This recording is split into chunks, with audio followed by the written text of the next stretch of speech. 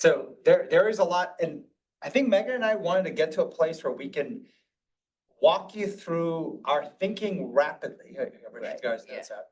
Walk you through our thinking rapidly to then pull up a very complex slide, which is a summary of the slides we just covered, to then have discussion against it. Right. And so that's the goal. the title of the class is The Skill You Need to Not Be Replaced by AI.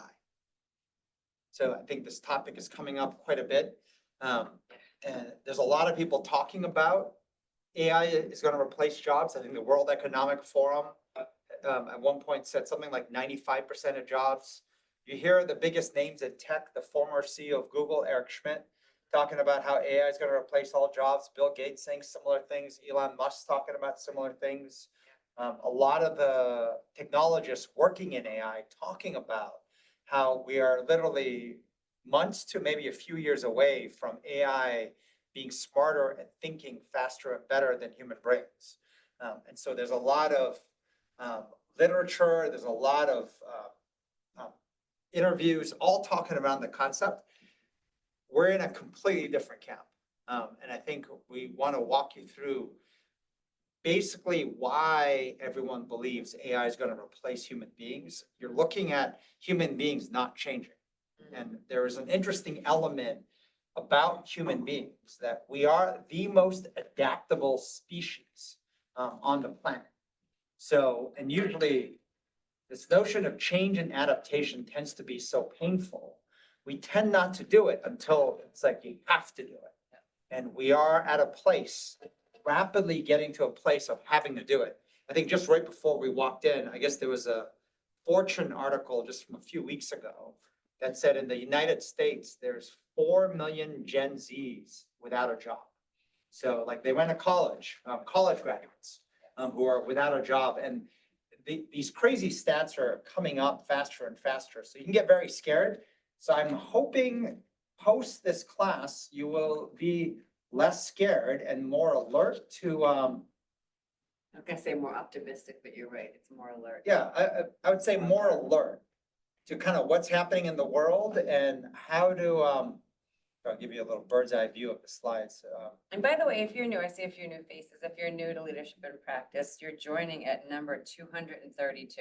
So some of it could be, we're going to do our best to kind of summarize some of this work. I think it would be still interesting for you, but if you have missed some of them, just don't be surprised if there's some language in here. But what will, it should still be fantastic, even if you're just brand new. So whether you have children, right? Mhm. Children that are young, children that might be young adults, maybe in college or in that Gen Z category of either about to go to the workforce.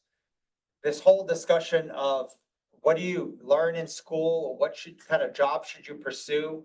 And you read so much about how AI is going to replace human beings. In fact, there's a billboard now, just even kind of walking this morning to school, it says, "Don't hire humans," right? And there's a lot of companies with AI agents really pushing business models of don't hire humans. And that's been sort of like this kind of cheeky advertising, but it can make it very scary. And I want to touch really quick. We were first told, I think this is a metaphor that's used a lot, that the top business school professor in Columbia at one point was a guy named Sri Kumar, who we met. He spoke in COA years back and someone we've known for a while. But he always used this analogy, this metaphor of two different people, as in two different human beings, doing the exact same work. But they have two completely different narratives, completely different mindsets of what they're doing. One person, you ask them, "What are you doing?" I'm cutting stones. Right? It's just a tedious job. The other person doing the exact same job says, "I'm building a cathedral." And this notion of what is the difference, what does it mean to be so focused tactically on the toughness and the hard work in front of you, and for what? And this is the notion of having direction, having belief, having purpose. I mean, there's a lot of things that kind of converge in there, but we're going to talk about the punchline is a skill you need to not be replaced by AI, is knowing how to build cathedrals. And that concept itself, we're going to break down into pieces of the building blocks of it. So just kind of stay with that metaphor as you look at this. So first with kind of the scary stuff, right? These are some of the stats showing up that when you look just in the United States right now, I think in May 2024, the job market for white collar jobs in particular is looking exactly like 2008, and if not trending worse. 2024, 40% of white collar job seekers couldn't even secure a single interview. This was a fairly recent tweet by someone who had like millions of views on this, saying if you're studying to become a lawyer, a doctor, investment banker, accountant, copywriter, coder, graphic designer, you should probably stop wasting your time. AI is going to take your job. Y Combinator is one of the top incubator of startups. A larger and larger percentage of all the startups coming out of there are saying that 95% of their code is now written by AI. So as in it's not written by engineers. So in the last, you go back 10 years, a guaranteed job and a good career was going to school to be a computer scientist, an engineer. And the number of 4.0 GPA engineers coming out of the best schools, unable to even secure one interview. It's sort of crazy. Now, when you look at the list of lawyer, doctor, I mean, this is like Everything. the creme de la creme of white collar jobs, right? You're talking about disrupting tech, finance, legal, and medical. So if you don't go to school and the cost of a college tuition is close to $100,000 per year, you're going to put that kind of investment in, right? Cost of living included. You're probably spending close to $500,000 to do what? 4 years of your life for the top industries that actually paid the most. They're saying, don't even bother. So don't even bother getting a legal degree, right? A medical degree, right? Like finance degrees, and even like learning how to code and be an engineer. It feels like everything. I know it's not, right? But those are huge categories. Like my niece Ella, she's 17. She wants a birthday today, just like Charlie's wife Ella, 17. Ella, it's Sort of a very bizarre weird. part. April 17th is like very weird. But anyways, she wants to be a doctor. And So they have what the do I same tell name, by the her? way. That's kind of. So the day my twin sister texted me, she's like, I'm in labor, it's happening. And I knew if she was having a girl, it'd be Ella. If it was a boy, it was gonna be Michael. So I texted her back, I'm like, it's Ella's birthday today. She goes, that's so cute. You think I'm having a girl? Like, no, it's Ella Kim's birthday today. It's so random. It's very random. And then his sister and my son have the same birthday too. It's like very weird. Very bizarre. Yeah, it's like I'm it's weird. convinced during the Korean War. Yeah, that my grandfather in the Marines somehow slept with my slept with mother your grandmother or somehow, something. We're not sure, but it feels we're Some related in weird some really, really weird way. Anyway. We're gonna point- find a family tree where we're It's like, so have weird. like, oh my God. Yeah. That's- Very weird. It's That's like, the we've been soldier together that for came to Korea and slept with my grandmother. Oh my God, can you imagine? It's possible. One day. One day. But yeah. Why not today? Not today. I'm not gonna Not find her today. today. Yeah, she wants to be a doctor, and like the idea of saying, I don't think, like what, if you're 17, 18, you're about to go into college, what are you supposed to do with this when you see this right now? Right? So that's what we're gonna get to, actually, we have a thought on Yes. this, but what, right? I mean, you're about to spend all that kind of money, you wanna be a doctor, what are you supposed to do? And so we'll touch on this a little bit in the end. The early thesis we have of what school needs to become, as in the new major to study, is strategy and decision-making skills. And one, I think of strategy, I think of thinking, I think of the ability to look around corners and figure out what you want to do, like a plan. Decision-making is often making all the right choices along the way. And when you combine those two things, that is a pretty difficult skill to master, and then breaking down the building blocks of it is what we have spent almost 2 decades doing. And so hopefully leadership and practice and some of the tools we've created will help you do some of this. But coming back to this notion of AI is disrupting just human life at a very rapid rate.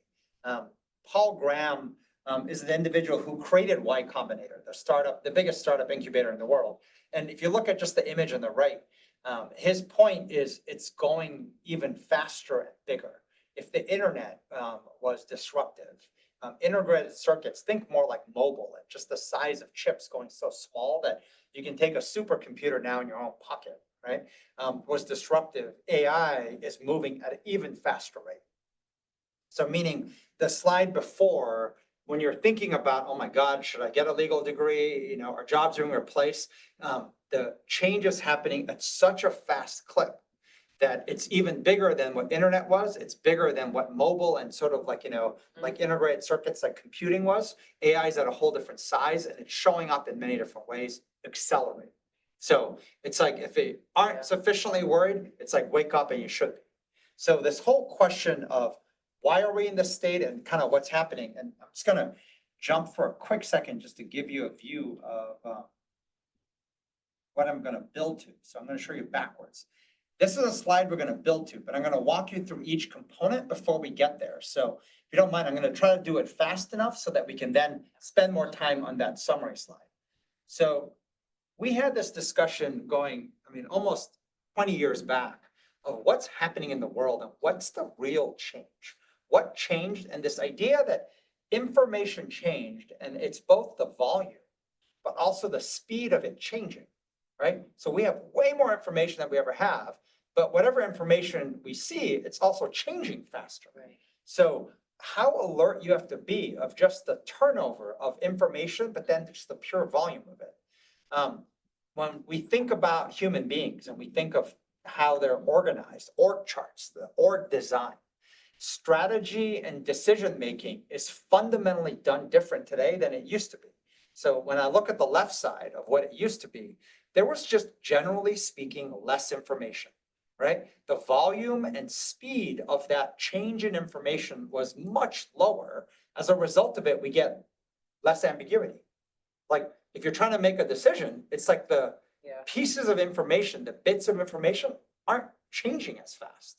Versus you go to the right and the sheer volume, but then even whatever you see, you realize, wait, that changed now and that's no longer true. The speed of change creates this level of ambiguity where when I use the word mission, think about the environment. What's in front of us, the situation, it's completely changed.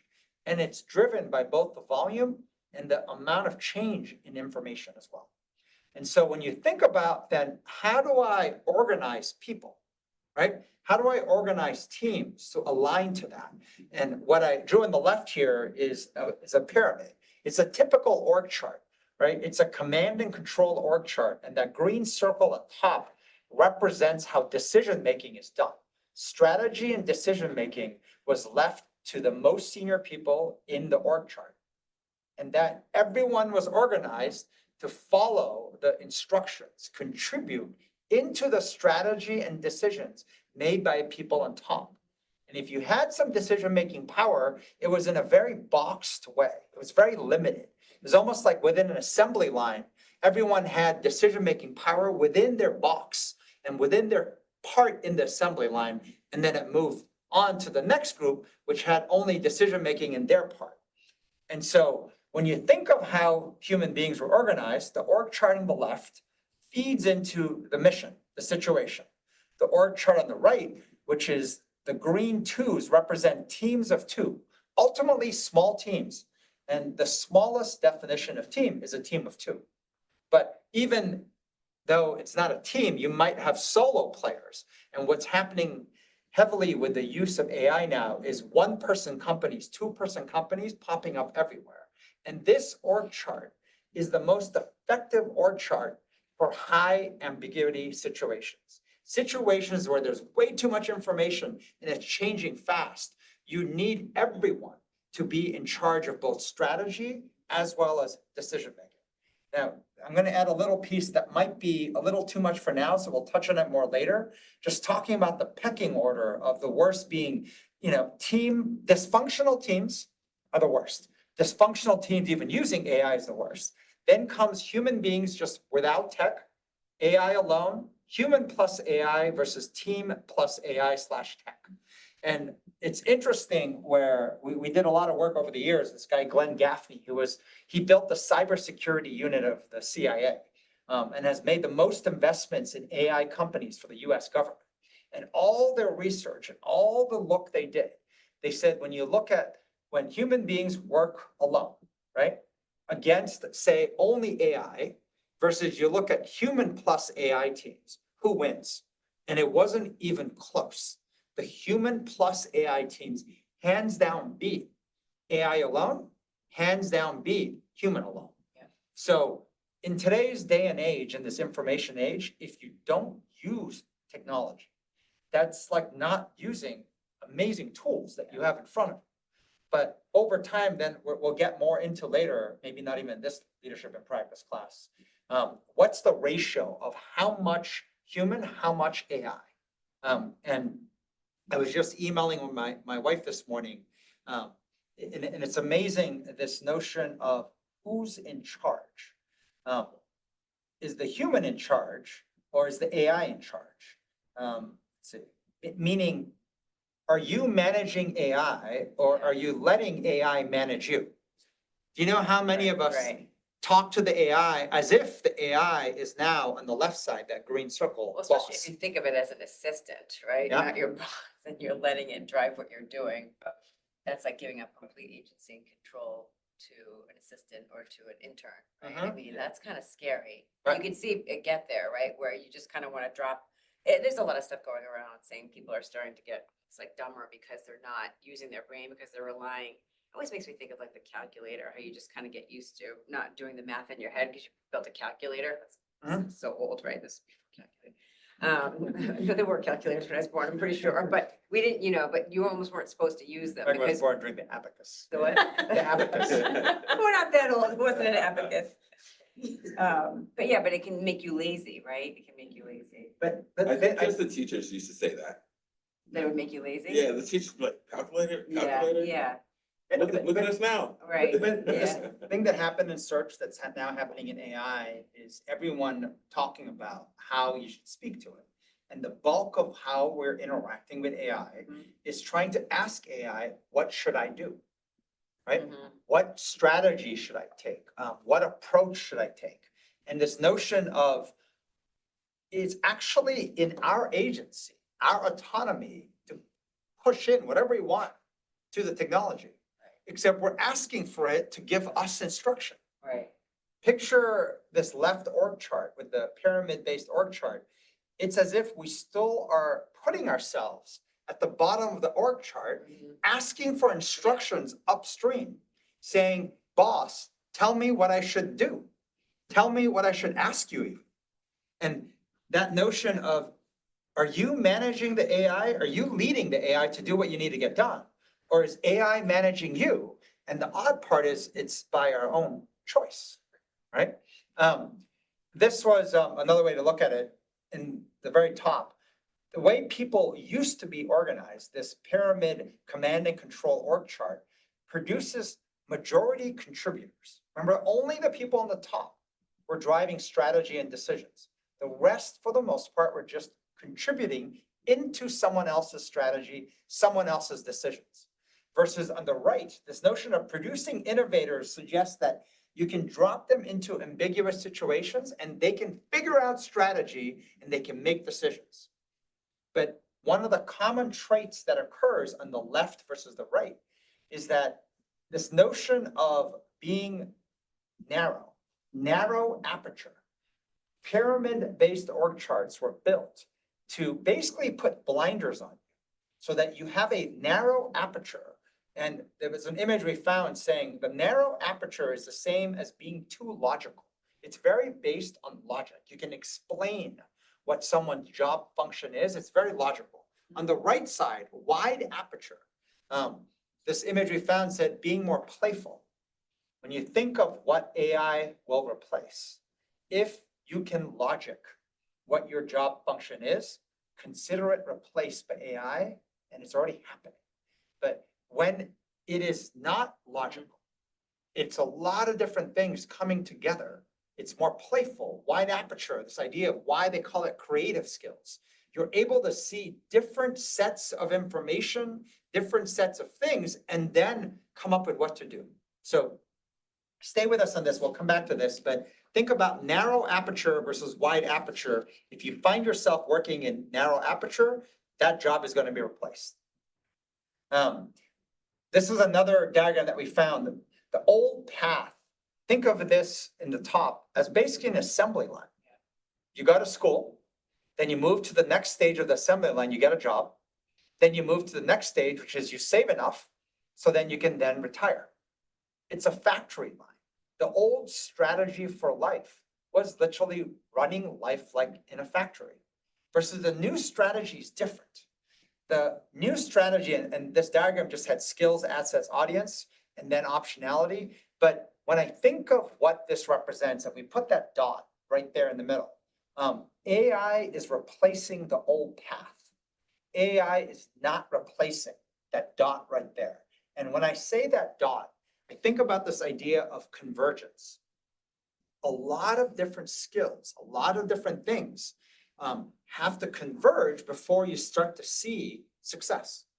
And this is something that's very unique and interesting. And we're seeing this more across companies. We've talked about it even pre-COVID, that one of the biggest changes you're seeing even in the stock market, that's just kind of like a weighing machine of like, how teams are organized and the value they produce in both revenues and profits, is that the speed of rising up, as in succeeding, is changing faster, and even the speed of destruction is happening faster than ever has. And the example we had given pre-COVID was just the rise of how Tesla became worth so much so fast, versus ExxonMobil, which dominated the S&P 500 as the number one for like 90 years, how it bumped off the S&P during COVID.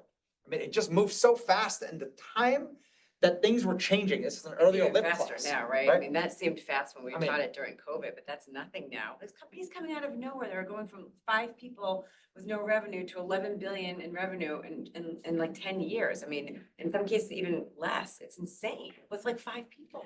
But this notion of what's interesting about this dot right there, the AI not replacing convergence. Yeah. Keep thinking of this word convergence.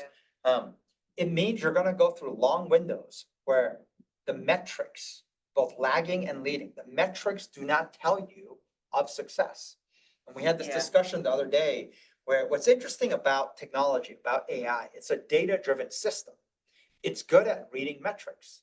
So when you do something and you get a response for it, as in you put out a tweet or a video and you get views, it gets clicks or gets forwards and whatnot, the machine, the AI can respond to anything that has that kind of metric response. But when there's no metric response, it's going to struggle to figure out what to do. And we had shared this diagram before. The old world farming, think of it as like steps, right? Like success was a series of moving up step after step after step, versus this notion similar to hunting, that you have these long windows of deprivation. You know that notion of when you get delayed gratification, delayed results, it may never come. And by the way, there are times where it never does. And to the right of that box, if I could put a little dot right above the word gratification, you don't see results until enough things converge, and then suddenly it moves up very fast. So putting these images together, when you think of what jobs will be replaced by AI, if you find yourself operating in the old way of work, where you're used to less information, you're used to decisions and strategy being set by somebody else, you should realize that job you're sitting in is likely to be replaced by AI. If you find yourself in this narrow aperture, right, where you can logically describe and explain what your job is, that will be replaced by AI. If you find yourself working in what feels like an assembly line, right? As in, I have my part and then I have to pass it on to somebody else. And if you are comfortable working in sort of that, I own my box and then it's moving down an assembly line, that will be replaced by AI. If you're used to working in an environment and in a methodology where everything you do, there's a response. I do this and I see success. I see metrics. I see reaction. And that's the kind of work I'm comfortable and I like doing. That work will be replaced by AI. Here's a challenge. Most of us are actually used to operating in that design. We are used to it. It feels comfortable, right? It feels familiar. It feels safe. We are wired to operate in that design. And the thing I would say is all the literature and all the talk and all the speakers talking about AI will replace human beings, they're looking at human beings in these red boxes. Yeah. The assumption they're making is that human beings will keep operating in this way. Right. The data they're reading is looking backwards. Data is always looking backwards. It's reading human skills, human capabilities, all done in this narrow aperture in a pyramid style org chart, used to having assembly line job functions, right? Product people built the product, they give it to the marketing team then gives it to the sales team then gives it to the strategy team. And so Yeah. like just this notion of moving down the assembly line. So the reason why all the data, all the technologists are saying AI is going to replace human beings is because they're looking at the wrong human being. They're looking at the way human beings used to be and still are. But human beings, when they adapt to change, vastly different. And as we even learned from Glenn Gaffney from the CIA work and the work he did after with AI, that human beings are still the most valuable asset, but not if they operate the old way. Well, that's why you also started by saying we are the most adaptable species on the planet, but not until you have to, right? That's the change, not until you have to. What we're saying is, I think what we're trying to, it's peaking, I think it's obvious, right? But it's at a different level of peak, and it's saying, if you're waiting to change and don't believe it and don't buy it, it's saying that there's like a wake up, right? Where, And I think there's a part, I don't think you're gonna have a lot of choice. yeah, right? right. It's already happened. When college kids can't get jobs. Yeah. Right? Right. When you find companies are moving aggressively to replace any job that they can box and they can explain, which is logical. You're finding that there is a new human skill. Learning how to work in smaller teams, drive the strategy and decision-making yourself, wide aperture, and this notion that convergence of human skills, it is a very different way to work, to understand that you're going to have long windows, delayed gratification until everything converges right, and then boom, suddenly it works. And to get used to that new way to work, we're not trained for that. And we don't even recognize how much we're automatically defaulting and trained to work the way that we used to work for 100 years. And that notion of the industrial age and the remnants of it is still predominant, which is why all the predictions of AI will replace human beings, we fully disagree. It's just because their assumption in those statements is the human being stays as is. I think a cool example I was thinking about when we think about, if you guys have questions in the chat, I'm not looking at it right now, but we can, if there's thoughts on this, just as we stay on this for a second. This example of convergence, I was thinking, when things all come together and it works versus when it's not, that's the deprivation window where it just feels like I'm not getting any signal. I don't feel, that's tied to the metrics that you're talking about. I'm not getting a signal. I'm not getting a reaction.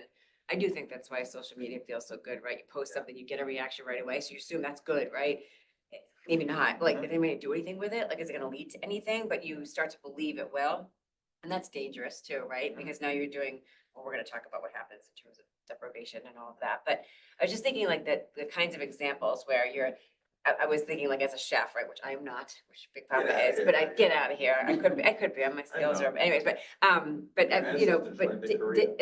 yes, but Chef Danny he did like a vegan meal the other night, which, I'm not, right? But a Michelin vegan meal, I had like, oh God, how is this gonna be, There was one dish, and he generally speaking will say this, rather than compartmentalized on your plate, we're kind of all raised, like my kids, they used to make plates have like sections, like you're gonna eat your potatoes and you're gonna eat your vegetables and you don't want anything to touch anything. It's like, just eat like separate.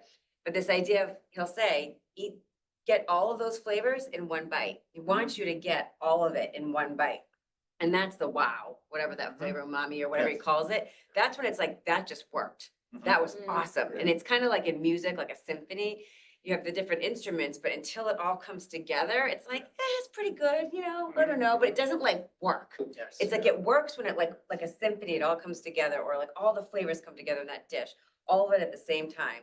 That's, I feel like what we're saying, that your skills have to converge, not always at that level of symphony or umami where you're like, wow, but like it's closer to that now where if you're just okay and pretty good, you're not really going to stand out, right? I mean, I do think that the AI and computers can do a lot of that pretty good. Yeah. But human beings, we have to make it like that great. Like it's like a human capability, I think, for us to take all those skills but I'm sure as a chef or as a musician or whatever the different skills are, it's frustrating because until you get there, it just feels like it's not working, you But know? I think what's happened is because of the information age, we've become a more metrics-driven organization, metrics-driven world. The problem with just being metrics-driven is that it measures short-term. Mm. There is a part of did it work, did it work, did it work? And Yeah. metrics give you reaction in the short term. Long-term, Right. things that take time before they take off, often there are no metrics. There's no In fact, metrics. it looks like it's flat. And as a result of it, we tend to give up.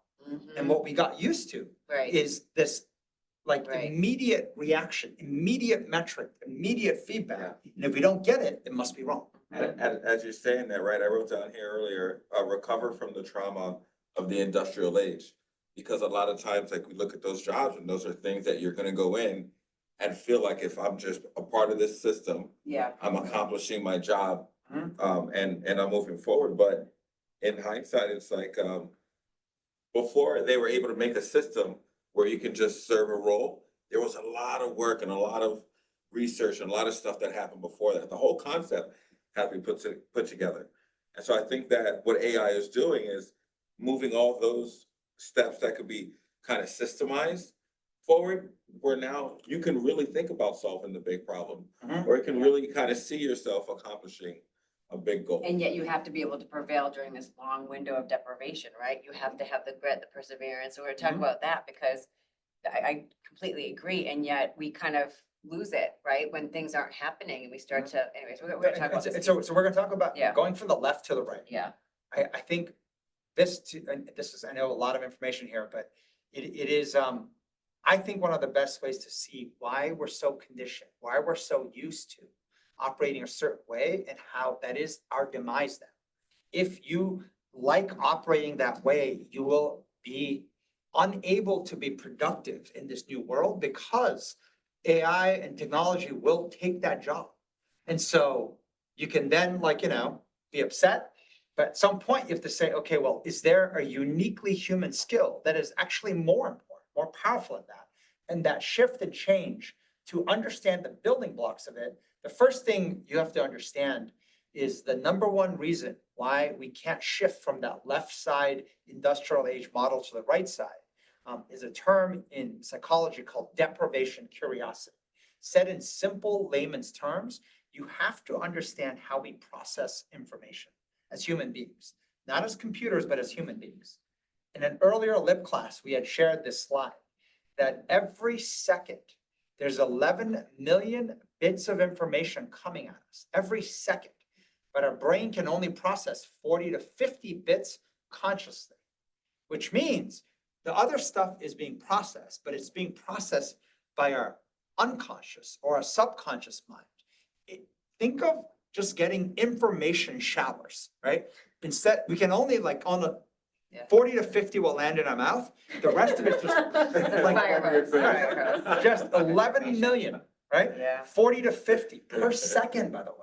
And so when you think of this. and it's not like the pieces that you don't process are just bouncing off you, like repelling off you. You're actually storing it in your subconscious. You're storing it. You are You're processing. attaching an emotion to it. You're You- attaching something to it. You are processing. And that process, when you feel overwhelmed, when you feel in all the wrong emotions, this was the part where when in deprivation, right? You are inquisitive. And when I say inquisitive, how many of us are actively looking at the news, right? I want to know what's going on, right? I want to know what's happening with the tariffs. I want to know what's happening with that, whatever story it might be. We are inquisitive, but not discerning. So there's an entire leadership and practice class that we've been building on the side, which is how to say no. Do you know how to say no? And I don't mean no to other human beings, but I'm talking about no to information. I'm talking about no to advice. Do you know how to filter out the noise? When the amount of noise coming at us is 11 million per second, can you be discerning? Can you say no? Can you be strong enough? And so there's a whole class that we've been building on the side of this. So we'll teach that separately. But the biggest danger when this much information is coming at us and we feel confused, we feel scared, is that we have an excessive openness to inaccurate information. Notion that we take a lot of bad advice. We are very good at actually taking wrong information and overweighting it. Overweighting, Yeah. like Yeah. poor signal is something that we tend to do a Well, lot. the worst part is actually you're actually hungrier for information when you're in deprivation. So it's like bad on bad. You're in a bad state to take in more information, but you want it more. You seek it out more because you're trying to manage the unpleasantness, right, of having uncertainty. So you're looking for more information. So it's almost like any source that gives it to you, you're Yes. open-minded to. And putting so it this in. is an old cartoon we had used before, this idea, simple but wrong, complex but right.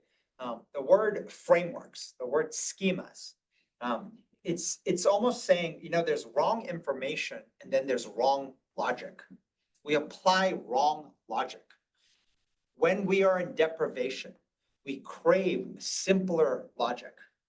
And so we tend to glom onto simple logic. In this case, all those people are falling off the cliff, but that's easy to do when you're in deprivation. So instead of actually thinking through, is this the same situation? Is this the right way to think about it, which is complex but right? Yeah. We tend to glom onto blunt schemas, blunt logic.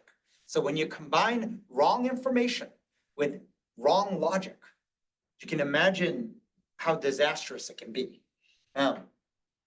So this was from an old lip class that we taught.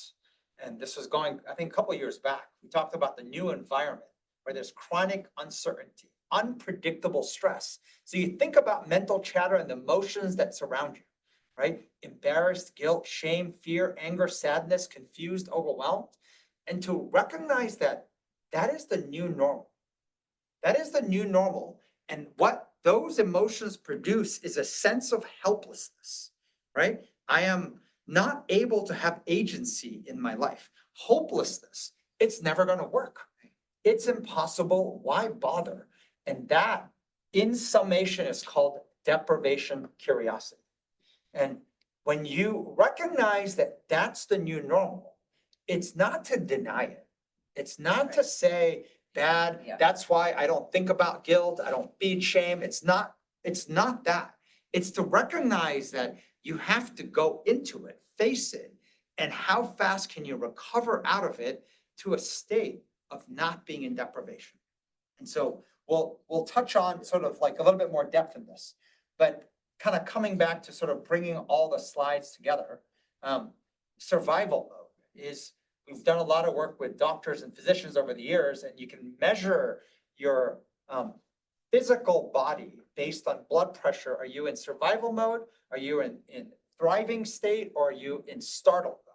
And so we'll touch more, but survival is probably the best way to think of deprivation, right? I put susceptible to inaccurate information plus blunt schemas. And this is what tends to happen. Blunt schema, simple but wrong, but you know what? It's easier for me to understand. So Right. boom, I'll take it. Yeah. Inaccurate information, right? Excessive openness to inaccurate information. And then what we're finding across all the different people we're coaching, we're looking at the patterns, even with AI coach and what's happening, analysis paralysis. The number of us, we are seeking perfect and near complete understanding. I need to understand. I need more information, Yeah. right?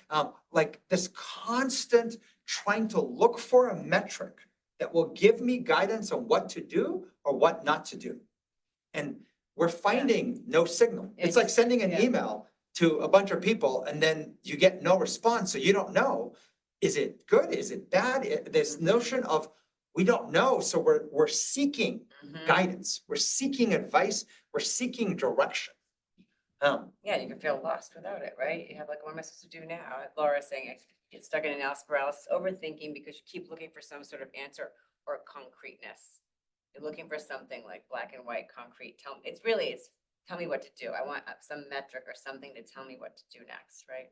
And the slide we had before this, just to recognize feeling this way is complete the new normal.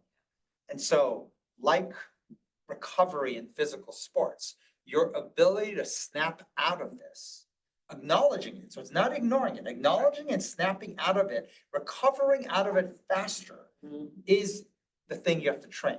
Not ignoring it, not denying its existence. So you're saying it's inevitable and you process. It's not even, through it. it's always Right. 11 bits per second. Do you means come out of, always. do you come out of deprivation? Do you deal with the deprivation? It's So- there, so- it's there, we're acknowledging it's there. Not only, but it's not just, it's not as simple as acknowledgement. It's the ability, you will see when your muscle's strong, like most things, like when you have a lot of built courage as a muscle, it's not avoidance of fear. You can literally face fear faster. And you can deal with whatever sting and pain comes from the embarrassment, the failure, the fear, and then recover, make sense of it, and then take steps to recover faster. So we'll go into in practice, kind of what to do, and then the 2 phases of training. So the first thing we did was we asked the AI coach, kind of help us teach a class on this. And it broke down the components. I'm just going to read kind of what the AI coach said back to us. Phase 1 is breaking the freeze. Phase 2 is cathedral building. So think of phase 1 as the emotional work. The emotional work, because what it's doing is human sense-making fails when we hit deprivation. Because we're susceptible to inaccurate information and blunt schemas, think of what tends to occur and why freezes. I want you to think almost like, when we had cold spells in New York, everything is frozen, including your mind. It's grinding to a halt. And as it does, wrong information, wrong logic shows up. And the way AI coach described this first phase was people struggle with analysis paralysis, using endless preparation as a shield. You're always preparing, and that is an excuse. It's a shield. It makes you feel comfortable because you're preparing. Fear manifests as perfectionism. I need more data. Or deflection, not my role. Somebody needs to figure this out. Somebody else will do this. Common pattern, attending meetings without speaking up. Writing drafts never sent. And if I had to add more to it, it's having thoughts that are never shared or expressed. Yeah. How many times do we have an idea or a thought, but nobody heard it except for you in your own head? And the notion of exposing it, putting it out so that we can see, is it stupid? Is it bad? Or does it need an adjustment? Was there a morsel of goodness in there? So key breakthrough it suggests is taking imperfect action. So we'll talk about this a little bit more, where we're going to show you a comparison of the AI coach versus kind of what Megan and I mapped out. Imperfect action despite the discomfort. Recognizing discomfort is the new norm, right? When you move in a highly ambiguous, as in high volume of information and uncertain, like information changing, movement should be uncomfortable. No different than walking into a pitch black, dark room. If you walk into a pitch black, dark room and you're like, I love just running and, playing and just moving in this kind of environment, you're gonna get hurt. Those are people I like to stay away from because they hurt not only themselves, they hurt other people around them. You have to realize discomfort comes from unknown. Phase 2, cathedral building. And this is what's interesting. Phase 1 is emotional work that precedes intellectual work. Strategy and decision making is using our brains. It's like being smart, right? And yes, being smart, using strategy and decision making in unknown requires you to get over that fear and deprivation that first shows up to be able to say, am I thinking straight? Yeah. Think of phase 2 occurring without thinking straight. The way cathedral building, phase 2, is described as challenge shifts from inaction to short-term thinking. So here's what happens instead of cathedral building, everyone's looking for the quick win. What is the obvious work? Think of the farming, the steps that I drew. What is the obvious thing I can do? So everyone's fighting for the obvious work that creates immediate return. As a result of it, organizations are right now filled with tons of tactical jobs getting done, but they don't sum up to anything meaningful. Everyone's doing all the little things, but it's not summing up to anything great. People get stuck in firefighting mode, celebrating quick wins without building lasting change, struggle to connect daily actions, what you do every day, to larger mission or larger missions. The key transformation is seeing beyond the immediate tasks. Said another way, we have to find a way to get over our addiction of the checklist. You know, the task list we tend to walk around with, because I love just checking off everything. And our addiction to that is making us only focus on things that can get an immediate checkbox in the same day, in maybe the same hour. The critical insight is that phase one requires courage to act, while phase two requires wisdom to elevate. The word wisdom is interesting because there is a sense of calm. There is a sense of things happening over time that equates to wisdom versus something tactical is living just for today. Short term, short term, short term. But before Wisdom does imply calm over time, you're right. Wisdom is like intelligence with some calm sprinkled in to think long term. Yeah, it's a good. it says most leadership training that exists today in the market focuses on phase two skills, how to train you to be more strategic, how to train you to be a better leader, decision maker, but without mastering phase one. It's like training people in classrooms through, video workshops and whatnot on how to succeed better, how to innovate, how to be creative, how to decide, how to strategize. But then you get put into the real world and your brain is frozen. So it's not moving. It's literally ground to a halt. And now wrong info, wrong logic floods it. So people without mastering phase one never reach phase two. This explains why traditional leadership development often fails and is failing right now. So this is from the AI coach. So we'll give you sort of the Megan and Charlie hand-drawn diagram version. So looking at the inside, can't quite see it, but I put it like red, breaking the freeze. And we'll talk a little bit about this notion of courage and the new vulnerability. This is kind of an interesting insight we had about the new vulnerability. And courage and vulnerability sound like opposites, but they tend to come together. It's actually the same thing, two sides of the same coin. And it's hard to understand for people, so we'll translate it. Before you go to Cathedral Building, strategy and decision-making is required to build a cathedral. You have to have a plan, a strategy that looks beyond just chopping one rock or chopping rocks and whatnot. You have to then figure out how the overall plan, and then you have to make the right calls in real time, and that's Cathedral Building. So, sorry about the handwritten stuff here, but the old way, how many times are we told, think before you speak? The old vulnerable that we still celebrate too much in leadership is if you say the words, I don't know, they're like, wow, that's so courageous of you, right? That as a leader, as someone in charge, you're admitting, I don't know. Well, can I share this? Because I think this is interesting, because this is a big part of how I would look back, how I succeeded at Next Jump was in a world where nobody would say, I don't know, because you've got like leaders, executives, men especially, nobody's going to act like they don't know what's going on, or you're in a meeting and somebody's using these words, you're like not quite processing strategy, you're thinking. To say, I don't know, back then was a huge act of vulnerability because it was felt like you're supposed to know. Everybody looks like they know, the bit of a lying, hiding, faking, just kind of everybody nodding, but not really quite tracking everything, but you're supposed to. So it was like, it showed strength to sort of like, just sit there and act like, but I started to say, well, I don't, I'm not tracking something, or what do you mean by this? Like I would ask those questions, and that took courage, because when everybody else isn't doing it, it takes courage to say, I'm not sure, I'm tracking, I don't understand, but no, what we're saying is no longer saying, I don't know. And because the new situational awareness is that nobody knows. So to say, I don't know, nobody knows. It's so much uncertainty. Captain Obvious. Captain Obvious, you don't know. This is so fascinating to me. This is a complete flip. It's a total complete flip. If you say the words, I don't know in any situation, it has a little bit of a no shit Sherlock. Remember back in the movie Big, I was saying the other day, I don't get it, when he said, if you guys have seen the movie Big, I'm assuming, but so young, sometimes people don't see these movies, but Tom Hanks basically says, I don't get it.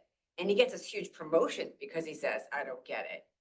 Because they're like, wow, you don't get it? Like, what don't you get? And he goes into all this stuff, and all of a sudden he's promoted to like run the toy company, right? But if you say that now, you're super annoying. It's like everybody's more trying to figure out, like, it's unclear to everybody. Everything by default. Innovation. With 11 million bits of information per second, how much information is changing as well? I don't know is basically just calling the kettle black or just, Yeah. it's just obvious. The notion, Nobody yeah. knows. So the new, instead of think before you speak, the new courage is actually to say what you think. Yeah. I mean, that's, sounds Yeah. kind of insane. That we should That- talk about, we should have to train to say what we're thinking. We should train Oh, can I to jump in be and who show we this? are, to share what we are, like, yeah. So my Coach thing. wife, Yeah. used to run the women's handbag for Coach, handbag company. And their new advertisement is the courage to be real. And it's like, if you go to Hudson Yards, I saw it, I was like, wow, it's It's a just weird- the courage to be real, Yeah. right? Mhm. It's like, it's Why does takes it take courage now? It takes courage It used to to just- it actually used to say just what you be. think. It used to just, Right? you. I'm saying courage to Yes. say what you think, Yeah. as opposed to, what am I supposed to say? What is the general consensus of what you're supposed to say, what you're supposed to think? And so as a result of it, what comes out of our mouth so automatically Yeah, is now conditioned Yeah. thinking, conditioned words that are not even ours. And so the courage to say what you think, and this is one of the things we introduced as a strategy and tool, we call it 0-0, right? 0% hesitation, 0% calculation, boom, what's your reaction? How difficult that is. Yeah. How difficult in the highly recorded, highly documented, highly judgmental world yeah. to actually say what you think in real time. In real time. The new vulnerable, there's a tool that we introduced in earlier lib classes called the visceral draft. And the visceral draft is not like, well, let me just give you whatever I think, because sometimes that's a little childish, to be quite frank. Like just saying what you think can be childish. Children do that. But when I say what you think, it has to do with saying, how would you go and complete this? Like, you need a visceral draft building cathedrals.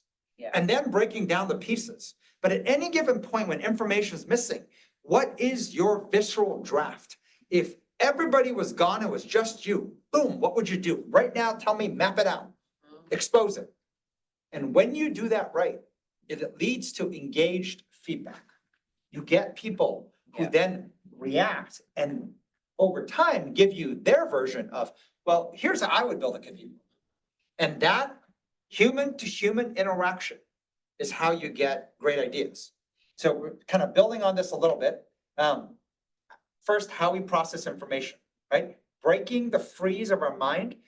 This is the whole, although startled falls in the bucket of freeze, startled is overreaction. It's like we overweight something and then we have a fight or flight overreaction. I'm out of here. Or like, you know what? I'm doing this no matter what. Startled is lethal, except startled is happening approximately 1% of the time. 99% of the time, we're sitting in deprivation, where we're literally soaking up inaccurate information, falling for wrong logic or blunt schemas, and constantly trying to analyze what to do, understand better. I put a couple litmus tests. I always think litmus tests are very helpful.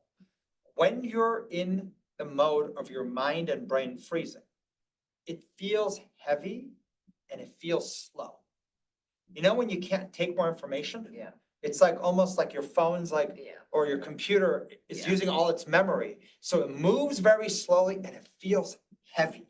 You don't feel, almost like physically you can't move, right? It's like after Thanksgiving, after New Year, like heavier. Our mind is feeling that way. And recognizing when I'm in these red boxes versus the litmus test when you're in the right state, in the right mindset, is you feel light and you feel playful. Meaning the opposite of deprivation curiosity is interest curiosity. Like, that's interesting. And I had this story years ago from Jim Lear. He always tells a story I loved. He runs this test and he tells a story with NFL, professional football players. So some of the best NFL team members came to visit and train with him. And he tells them this whole thing, they're in Florida, like how you have a mission. I'm gonna make you do a 1 mile run. Of course, it's like, they're like, we're in totally good shape. I can do this run.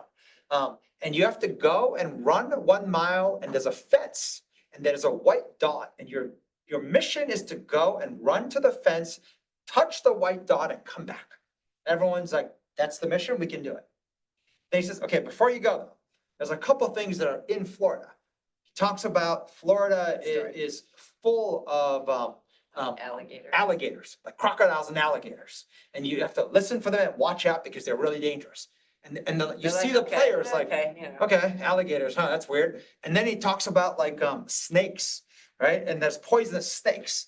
And he talks about like these boars and Then he's like, razor. wait, one more thing before you go. Right. We also have these wild boars. They're really dangerous. You gotta look out for those, right? But you gotta complete the mission, right? You gotta run the mile, and you gotta hit that fence. And they're like, okay, And okay, so boars, what- wild boars. and he shared a video where you see like, I mean, professional athletes, NFL, Like right? big Right. brawny dudes, you know? Strong as hell, all ready to go. And they were so like thriving mode. And with a few stories Jim Lear injected, you see them go into deprivation, mode, Yeah. right? And then they start on the mission, right? And literally they run and Jim Lear has people hidden along the path. And there's a rustle, right? Sound. And they turn around and bolt.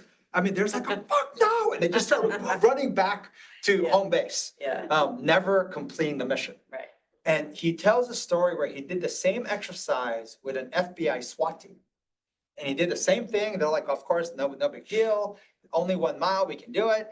And then he's like, wait, but he tells them about the crocodiles, the snakes, the razor boars. And he's like, the reaction was, oh, cool. Like, Yeah, and so the reaction is, wow, like we get to see alligators and, yeah. you know, and the reaction was a playful, cool. And so when they start running, of course, and the first person tries to scare them, they all stop and they turn and look and they're like, start laughing Start laughing. at the human trying to scare them like it didn't work. And it happened all the way Yeah. through. And that's the difference. Same environment, Yeah, right? same In mission. deprivation, right? You see how like, you can see the survival mode mindset and then the startled action versus when thriving, you can actually look Yeah. at it and say, cool. If you find yourself being able to think of things and actually think the world cool, that means you're light and playful. And so that's a good litmus test for, are you in the right mindset? We were saying when you're in the thriving mindset, what to do. JFDI just stands for, you can pick a different F Just form if you freaking want. do it. Just freaking do it, or just freaking say it. That notion of how to rep that and how to rep visceral drafting. And we'll touch a little bit more, it says drafting. Oh, we've got some spelling errors. Greg, did you want to unmute? I don't know, like, because you just said something to the chat. Maybe it's worth pausing for a second, and then we just had a few more slides, but we're pretty much done, right? So we wanted to kind of give you guys a chance to. Can you hear me? Yeah, go ahead, Greg. Yeah, I was just adding that of just like I mean, catching one of my own narratives is like if something comes up and maybe it feels heavy, and one of my first instincts is like, all right, I'll put this on my list. I'll get to this later. And because I want to maybe look into the details of it, et cetera. And I think just catching myself and being like, what do I actually just viscerally think? And what's my point of view? What's my thesis? And being able to write that down for myself or share it with Weiwei or somebody. I find that like it does two things. One is it gets me thinking about it. And it's not to say the details may not be important later, but I actually now gets information. It gets other people like point of view. It accelerates a process. But really what I'm doing is avoiding, facing it, what you're saying there of like facing that uncomfortableness. And now that I've seen it for myself, I see it a lot with others. So you know what's interesting is mental awareness is actually very correlated, especially in this 11 million bits of information world, with emotional awareness. And so the way that I always think about it is this: when you see information, there's a lot of stuff that nothing will blip. If you think of like going to a hospital and you see an EKG monitor going blip, blip, blip, right? Like think of your emotional awareness. Usually nothing blips. But even if it blips a little bit, up because you're excited, or down because you're scared, like good thing, bad thing. If it blips even a little bit, it's dangerous to just park it. Yes. Because just because you're like, I'm a little worried about that, but I'm gonna park it, it actually is processing. And in fact, what you parked, it's like parking like mold. Right. It just starts growing. But one of the Right. hacks is if you're in a meeting and say you can't talk about it right in that meeting, or whatever it might be, to write it down, so you go Yes. back to it, because a lot of the conversations we'll be having, my mind, you know, it's like when your mind will sort of, he might say something, it triggers something in my mind, he's continuing to talk, but I just went off somewhere else, I'm thinking about something. Mhm. I found myself a lot lately, I'm so hyper aware now, if I don't bring that up, even if it's gonna derail the conversation, I need to get it out right now, because it's processing. And to have to bring it up later, now I don't quite remember the context of what it Yeah. was, maybe I feel more shameful to bring it up Mhm. later, it's Yes. gonna make it even harder, so I'm like, being aware of saying, something just took me off, when you said this, it made me think about this, and now I'm kind of on this path, and to just quickly get back on the path. But sometimes it derails the conversation, right? And it needs like some time, but it's so much more dangerous later. Because generally speaking, I think you won't bring it back up. It's like, I'm beyond it now. We're talking about something else. I can get over it. It's not that important, but it's processing. The immediacy of actually Yeah. revisiting anything that blips. I can't tell you, the longer you wait, right, it gets lethal. So yes, we'll be in meetings, we'll scribble Mhm. something on the side of a piece of paper, but then often we will process it almost as fast as possible. Yeah. Like, and to Well, and I- attack it aggressively. To this point, I think what's been clear to me, I put a little earlier, is that very first part of the emotion connection to the courage. When that happens, I have an emotion right at that point. Mhm. And so there's a piece of it's almost like a lost opportunity to some extent. By putting it later, I've got to then if I do get to it later, I then have to redial up that emotion. Yes, Mhm. yes. And so there's it And you might change it based on somebody else's reaction. And now you're like, that's not what I was actually thinking.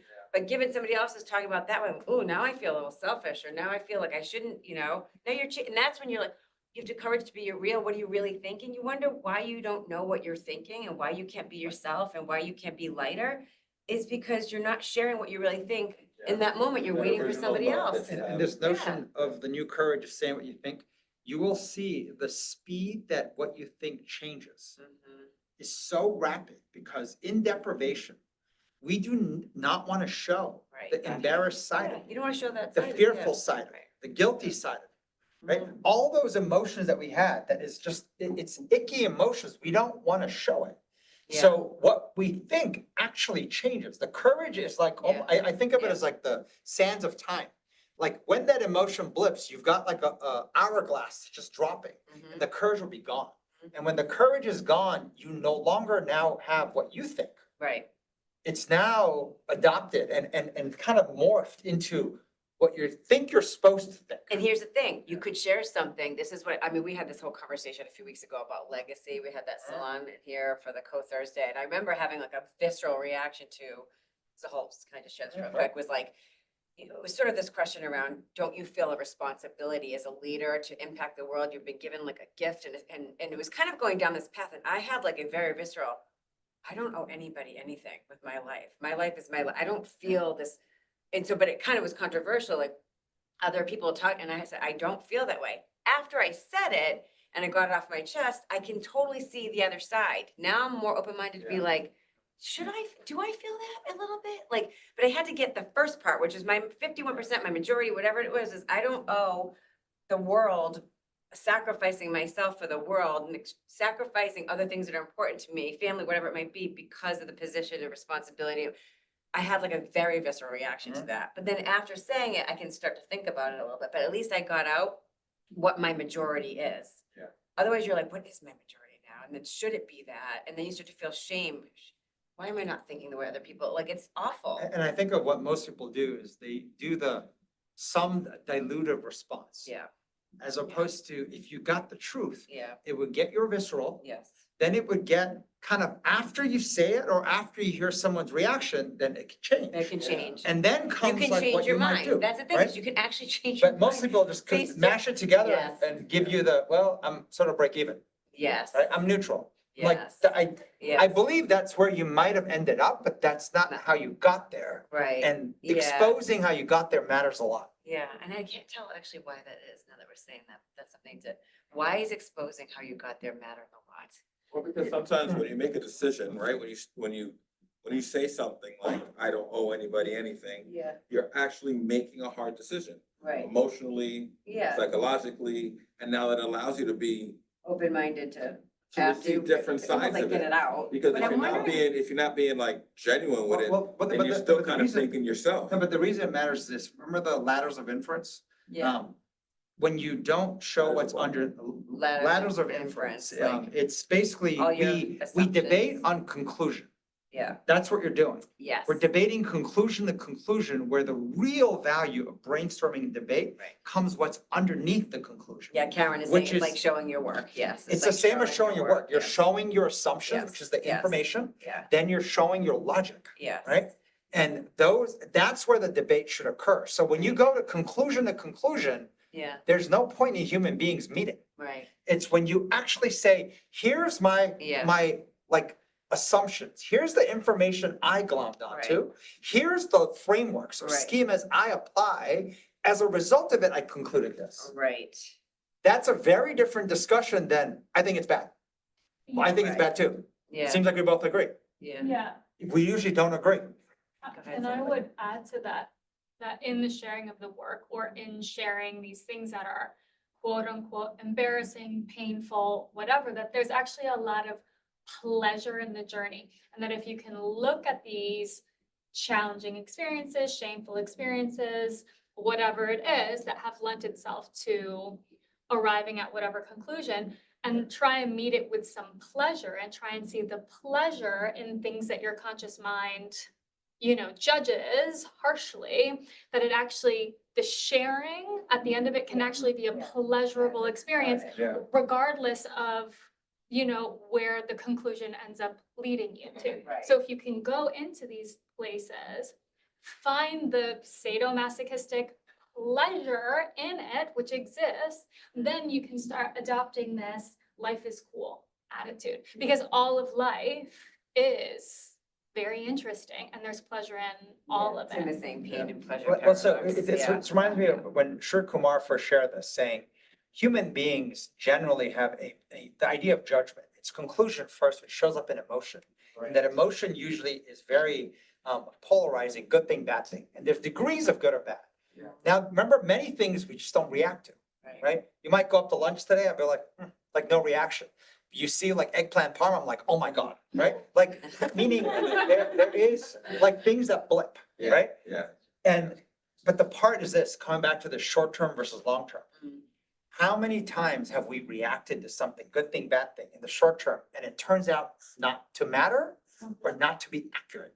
And the example Sri Kumar uses is, think about the worst thing that happened to you 5 years ago, right? And in that moment, 5 years ago, I mean, for us was COVID, right? Yeah. You are thinking like this is the defining end of life, and you find oftentimes it's not. Mhm. And meaning how wrong we get it and how rapidly we conclude, good or bad. Yeah. And so this notion of patience, which kind of goes right Yes. into this next topic of cathedral building, Right. right?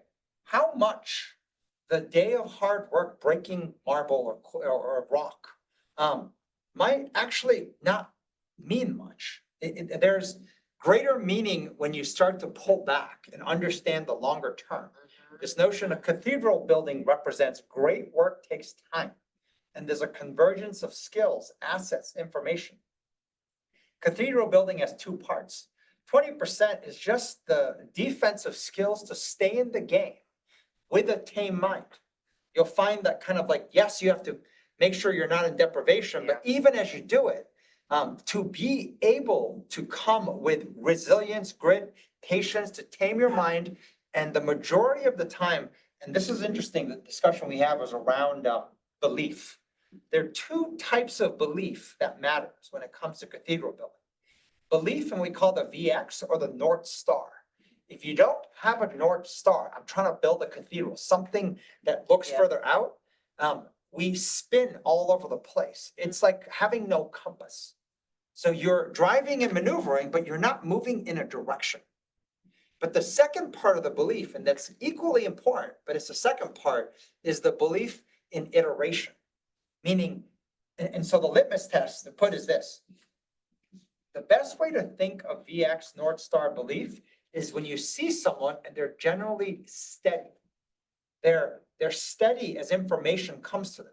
Like the FBI that Jim Lear trained that was running, touched the white fence. They were steady. They were steady on their reaction as he narrated the story. They were steady as they ran.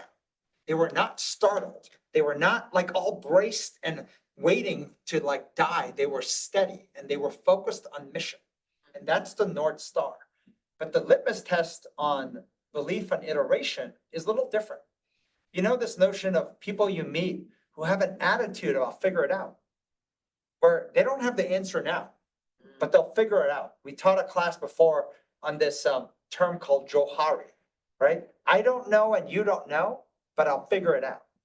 And when you combine the belief on the North Star, the VX, which keeps you steady, combined with the belief in that I will iterate to success, I'll figure it out. And you'll see people who miss both or who miss one of the two, and it doesn't work out right. They start figuring out only short-term stuff. And that's what the sum total of that, kind of like the AI coach said, is it's a sum total of successfully navigating fire drills or successfully navigating all short-term things, tasks. There's nothing that sums up to a cathedral. Or there are people who are like all about like, well, I want to write poetry about the mission and the cathedral we're going to go after, but then they don't do the hard work. Right. Like in reality. And sometimes it can sound like saying, take a leap of faith, just believe. And I struggle with that, like that, almost like a leap of faith. It's not a leap of faith. You have to do the work, but you have to believe you're going to succeed. You're going to thrive. You're going to get there, which will get you to, which will help you do the work to figure it out. Right. But it's not like just because you believe or have faith, things are going to work out. It doesn't work out that way. Right. Like, yes, you have to believe, but you have to then do the work to get yourself there. I think this notion of iteration, I've always looked at term like why the confidence sometimes or like the optimism. I believe in my ability is what you're usually my ability to iterate to get there. I will learn it, right? And this is where you put ego aside, you put how you look aside, all of that. I will learn it, right? That's like a true like learning growth mindset. I will figure it out. So we just kind of summed up the slides of breaking the freeze, right? This notion of courage and the new vulnerability, right? To be able to get yourself into the right state. And it's crazy where it's just often sharing your point of view, your thought, and how much we don't for fear of looking stupid, being judged, right? And once you move into the part of strategy, decision-making, building cathedrals, there's a different set of skills. This is the last slide I had, and this is something that I've seen as a common thought you have to have, that you cannot use AI not properly if you don't have a point of view. When I asked in the very beginning, are you managing AI or is AI managing you? This notion of having a point of view is judgment. You have to have your opinion of what you want to do in building a cathedral. You have to have your opinion on what you want to actually iterate on. The technology then can react to it, just like other human beings can react to it, if you have a point of view. But when you go in with, well, I don't know, right? That old vulnerability, I don't know, I don't get it, I'm just open to any, you are coming in many ways as the old org chart, down at the bottom of the pyramid, waiting for someone else to set direction. And recognizing we're so conditioned to following someone else's strategy and decisions that we don't even recognize how we do it automatically. And the engineers coding AI and even Google search and whatnot, I mean, you type in Google search, it just shows you what you should be saying, right? Like finishes the rest of your, you know, you type in 3 characters, it tells you what you should write. This notion of the systems have looked at the metrics and said, this is what, just like in, when you go shop at Amazon recommendations or Netflix recommend, this is what you should watch next, right? This notion of it just kind of guides you to not have to think. And the new hard skill to actually train is, what do I want? That self-driven self-belief, and to realize that that is a harder habit, the harder conditioning to break than people think. The only last slide I have is we're doing this really cool event July 19th with the United Nations, with UNESCO, a whole bunch of other groups. So the global ministries of education come to New York for a 2-week period in July. And so right in the middle of it, we're going to host, along and partnering with the United Nations, the first global higher education retreat. We called it retreat on purpose. So it's got a lot more like come in athletic wear as well. So we're going to do a combination of speakers at a global educational level. This group in the UN works with 193 countries. So imagine going in and seeing workshops of what is Singapore doing? What is Finland doing? What is South Africa doing in higher education? So this is going to like colleges and graduate schools. But then in parallel to hearing speakers in different countries, we're going to be running everything from retreats. So Sylvie will be doing sound meditation, sound baths. We will be doing, workouts and Pilates and strength training and, like even just learning how to cook, cooking classes with Chef Danny. And then we're throwing in a series of non-education speakers. So to help impact global education. So speakers like Dan Ariely and Mark Brackett have already committed to come and speak at these things where Dan Ariely wrote Misbelief, Some of Mark the Brackett, deprivation stuff. all right? around the permission of feels, the top people in deprivation and also emotional understanding. And then workshops against that, right? The science of happiness and all those other things from work, along with retreat, all the way to this brainstorming exercise of working, not working, where 200 plus people, maybe even up to 300, in groups of anywhere from 20 to 50 will be brainstorming. What are the top things we collectively agree on that are working in higher education, different topics, whether it's free speech, whether it's the curriculum, whether it's getting the actual degree, there's a whole list we're gonna come up with. And then we'll be publishing, working with the UN, what comes out. What is the collective vote of what is working best that we need to do more of? And what is not working that we need to fix? And so it's a pretty cool event that we're gonna be running. But I feel it's very apropos to how we started. Yeah. Don't bother studying to go to finance, Right. tech, legal, medicine, right? It's all broken. And they're not getting jobs. They're cutting at a faster rate than I've ever seen. And so how do we change for how we study, how we learn, how we think? And so that was our class for Yes. how not to get replaced Right, AI. by AI. The skills you need not to be replaced by AI. So to summarize, we're saying learn to get out of the freeze, as encouraged to say what you're thinking, JFDI, JFSI, visceral drafting, and then cathedral building, which requires patience and grit, all of that. Faith. I feel like the distinction part about the 0-0 and kind of like saying what you think is not necessarily just reacting to other people's stuff. Like other Right. people putting out the point of view and you Right. being like, I don't like this, or like blah blah. It's like you actually then have to be like, okay, well then how are you solving it? Right, right. Like it's not What's your just like, point oh, of I view? don't like it because Right. of blah blah blah blah blah. It's Right. like, okay, well if you don't like it, what's your 2 cents Right. on like how to go get it It's not after just it? a reaction. Right. And it's interesting where that we kept Right. talking about convergence. When I think about convergence, I think mostly long-term, except long-term is happening faster than we ever think. Mm, And so this is where that's a good what point. used to take forever can be done so much faster. What used to take engineers, like, 6 to maybe 12 months to code, can be coded in a week, if not days. Yeah, Like the speed that things are happening is so much faster. so long-term that- could be weeks, days. So the weeks. only Yeah. hindering true. element is just the way we think and what we want to get Yeah. done. Mm, Yeah, that's It's- what I was gonna say, Charlie. It depends on how you're looking at what you're doing. If you're looking at it like you're visceral drafting, you're just iteration after iteration, then it's gonna happen a lot quicker than if you're saying, all right, I'm gonna throw a dart at the dartboard and hope it hits the Yeah. board. But- Because but- you already know that you're throwing a dart and that's a step closer. But can I tell you what's happening? That this notion of people say, oh, to use AI correctly, you have to ask it 12 times. It's not true. Just like if you want to figure out how to do something, you have to iterate 12 times at a team. Not true. Because a lot of people are putting in the same crap and iterating 12 times at the same crap and it produces nothing.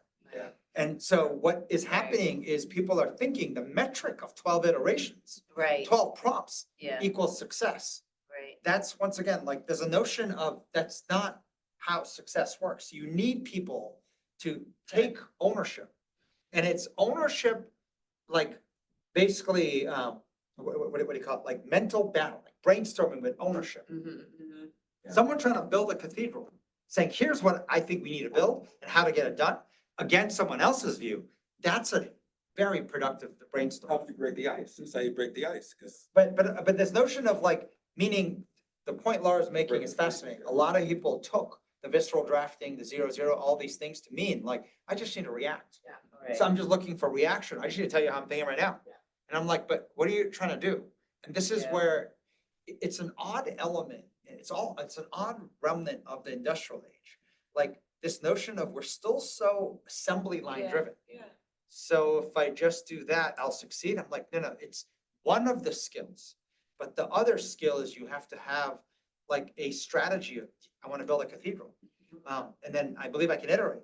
But then it's like, so if I do that, is that enough? No, it's not assembly line, meaning it's a convergence of different skills that matter. I feel like we were talking about this. I don't know if this is a fully accurate statement, but I believe it might be, which is the reason why men tended to generally be better at women and men, kind of the different ways we think. I think women are generally better at holding multiple thoughts at once and looking for how things might converge. Oftentimes, like taking care of children tends to come in a lot. There's a lot of things you have to read at once and you don't know how it's going to turn out. Even not from deprivation, long-winded, of Rachel's not knowing. smiling, right? yes. But And then it's like your dad sleeping, it's like, what is he thinking about, what he's gonna have for lunch tomorrow, and mom is up with like 18 different bubbles going on of like, it's like No. literally like, yeah, I have to keep all of it in mind, like I could have 18 different thoughts on my children at one moment, and it's like, And what's interesting is men just in don't do in the that. industrial age, men, I don't. think, thrived in like different. we like, can no, like, compartmentalize, like just, blinders on, right? So drop everything, ignore all the noise and kids and people screaming, but focus just on this. yeah, I can get that done. yeah, That task order, being a great factory worker. So yeah, if I just focus on being self-aware, success will show up. right, That's a very factory line Right. oriented way to move. right, And so the Yeah. notion of, that's not how it works. You have to focus on, yeah, like your own awareness and then your own development, but not for the sake of just development. We're finding a lot of themes where even when it comes to leadership, like people talk about the soft skills or the hard skills, the soft skills so you can also go apply the hard skills so you can go win on mission. right. Not like, wow, I'm so working on my soft emotionally skills. aware. So great. I'm Yeah, like, for what? like, Yes, for the you're, purpose of you're what? not, we're not in preschool. It's not Yeah. like, oh, great. I'm glad you're in touch with your emotions. Yeah, Like now go to mission. yeah. And So when you said the word brainstorming is a little segue, sorry, I thought this was really cute this week. So my son's on spring break this week, my 12-year-old, and he has a science fair coming up at the end of the month. So he asked me the other day, Mom, my partner, Tristan, wants to work on our, over spring break, wants to work on our science fair project. Can we do it at Next Job? I said, okay, do you need like do you need a computer? What are you working on? I don't really understand. Anyways, comes with his friend this week. And they walk in, I said, well, what are you guys gonna do? And his friend Tristan said, well, we're gonna brainstorm here. Well, they came to a field trip here a few weeks ago, his class, and we taught them what it is to, like a tech company doing human work, as in brainstorming and doing all the, like the leadership creative work that we do is not just about working on a computer. So this kid literally was thinking, well, I want to go to Brenda's mom's company work on this because we need to brainstorm our project. Yeah. So I asked my husband, he was here, and I said, what are they doing? I was just curious, like they have to grow some plants and different things, but they don't have the project yet to do, like, but I said, so Tristan, what are you and Brendan gonna do today? He's like, we're gonna brainstorm what to do. And they sat under the stairs, like where the bean bag and all the whatever, and I asked him, what were they doing? He's like, they were talking. They were brainstorming, and I was like, Can I tell you they're what's interesting? 12, like this is, Can I tell you what's interesting? The Cool, thing we right? taught them, and there was 25 kids that came, we taught them like different techniques of how to Yeah. brainstorm, yeah, including going to the jungle gym, which I saw which them they do. did. I saw them, and we taught them Outside. going outside, which they They did. went and talked, they Right? brainstormed We outside in the taught them sun. how to use different oscillations They to break through They think. put some to music brainstorm. on, they were like, They I were mean, doing I wonder that. if they were telling any 12-year-olds jokes of the came, laughter. They But they literally did. I didn't put two and two together until the kid was like, we're here to brainstorm. 'Cause of course, my son Brendan was like, not, but he's like, what, I'm just, the kid, I think, had like no, this is what your mom's company does, And I of think course, Brendan like, I just mean, they thinks were- like, I don't know what he thinks they Yeah, do. this was like when it was several weeks ago, month or two ago. It's so cool. 25 kids, it just happened, he walked in And he comes to me and like, I was trying to. And I Brendan's go friend down got here before, right as Brendan was on the 10th floor, his kid came out on the 9th floor, Charlie's coming out of the bathroom, he goes, hey, remember me? Charlie's like, no, I don't know.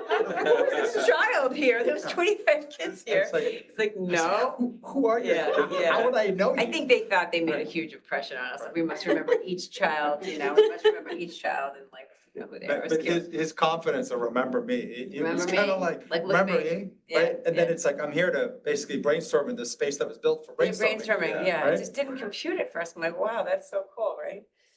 That's good. Start them at 12. Questions, anyone in the chat or? I can jump Oh, to go a ahead, slide if you Richard. want. Yeah, he's raising his hand. Go ahead. Hi everyone. I've been using AI Coach this week, having to play around with it in the parking lot. It's really interesting. But I think a telling point is yesterday, and this conversation that we've had today is got me really thinking. Is that you mentioned earlier on about our checklist, the checklist culture from the 20th century.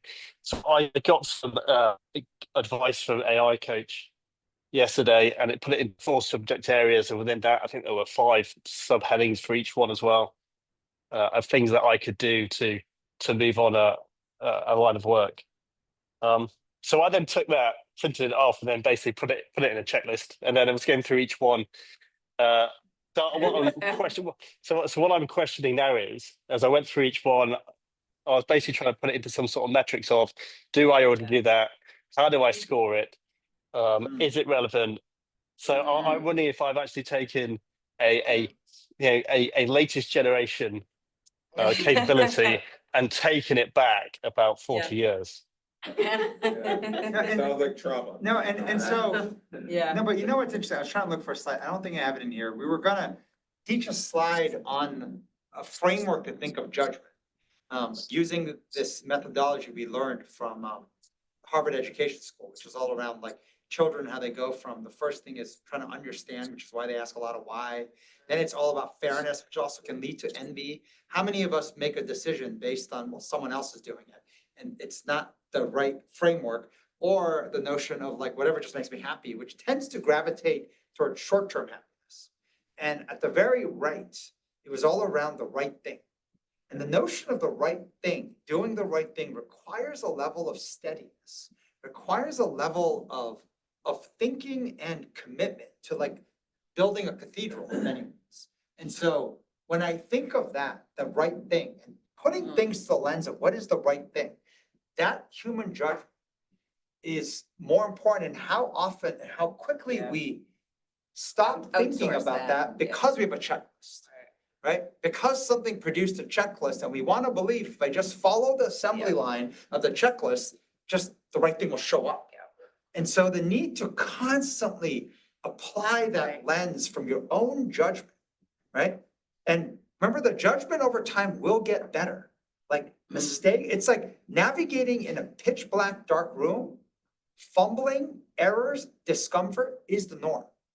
And we have such an aversion to that discomfort, aversion to like the failure, as opposed to no, you tripped and fell, that's totally normal in a pitch black room. And that notion of recognizing my judgment as a muscle gets stronger, the more I learn to navigate, not in deprivation state, right? Because deprivation makes you take away the wrong lessons. But if I go in, right? Thriving does not mean like bulldog, like let's LFG and let's go. Like that leads you to startle moves that put you back into survival. Yeah. People flip-flop Yeah. between the, oh my God, I'm so fired up, to you hear nothing from me. Right. It's like their mind shut Shut off, down, shut frozen, down. right? Freeze. But this notion of, You're saying judgment will get better, constantly looking for what is the right like, thing. even as you Yeah. progress through stuff on the checklist, the need to look and say, is it still the right thing? Is it still the right thing that I'm working? And as you go through anything, any action, you'll see that your prediction of what it was supposed to do almost always is not 100% accurate, meaning something different shows up. So then you have to readjust, and that ability to rapidly sense me, to figure out what to do. Yeah. And I think this is where, when I said the belief in the cathedral of the North Star, which tends to stay more steady, it doesn't tend to change as much, versus the whole iteration is rapid. Mm. Like things didn't work out the way I planned, but that's normal. And so that balance of a steadiness Yeah. against a speed of rapid iteration. And to realize like my own judgment, my own point of view is the fundamental ingredient that's going in. And how much we want to outsource it to a checklist, to a formula, right? And that, by the way, is the narrow aperture. That is the logical thinking. A formula, a checklist is what we want to break every task down to. The wide aperture, right? The playfulness, and that's the whole why business school students fail against kindergartners in building the spaghetti tower. The children have no strategy. But they have a vision of building a sky-high tower, right? Yeah. And they're literally bumbling and iterating. In that tiny example of the marshmallow and spaghetti tower building, they actually have a VX, right? They imagine probably like a 20-foot tower, which is not even possible, right? But they have a VX and they're all iterating, right? Trying different things, failing and working. And it's not like you fail, you start bawling. Like they're just kind of, oh, that didn't work, right? Like just move on.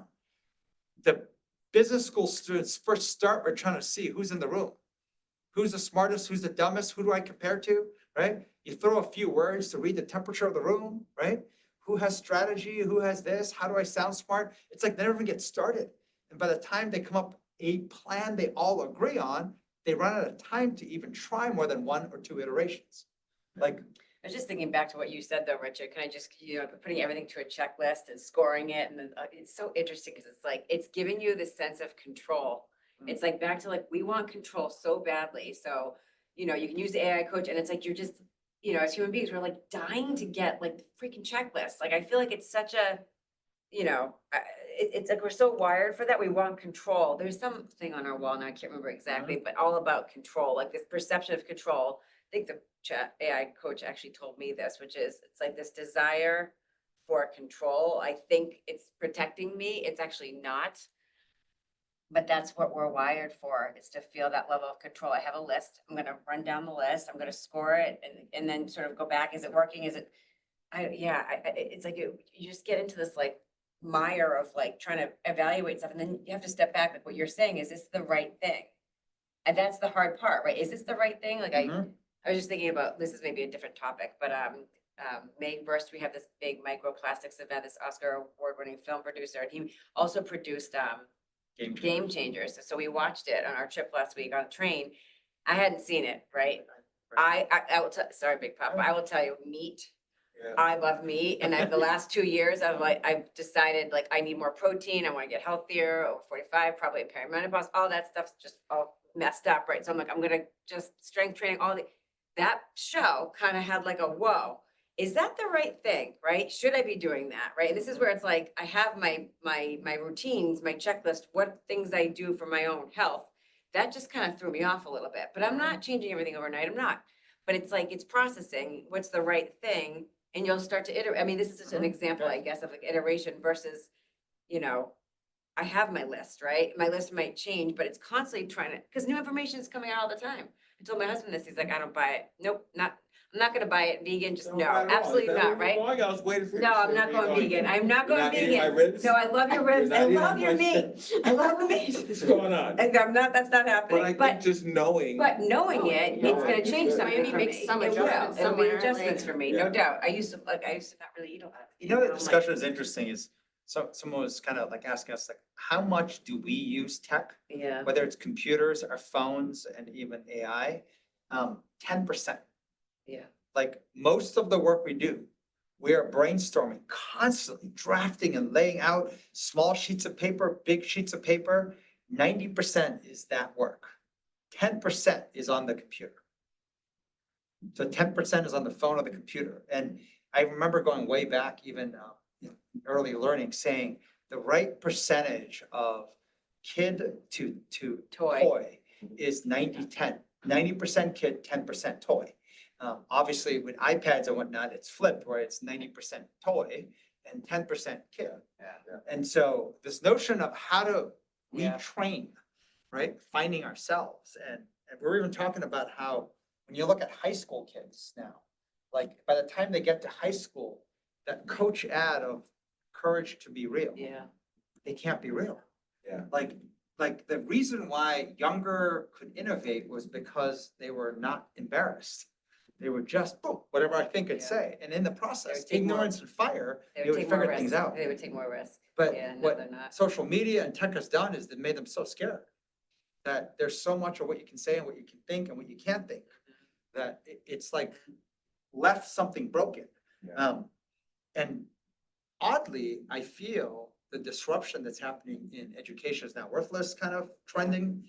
You can't get white collar jobs and like all these things is Yeah. actually forcing the change Right. that needs to upgrade. Well, I walked in the room and you had up here a bunch of jobs that were gonna be taken by AI. Yeah. And I just completed a conversation with my son about what he wants to do, and he wanted to be an athletic trainer because he loves his trainers Yeah. in all his sports.